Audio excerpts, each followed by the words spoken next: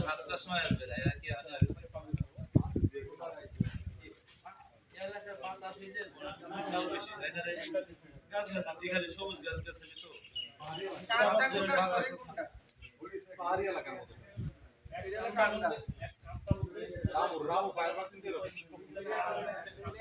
Ramu fire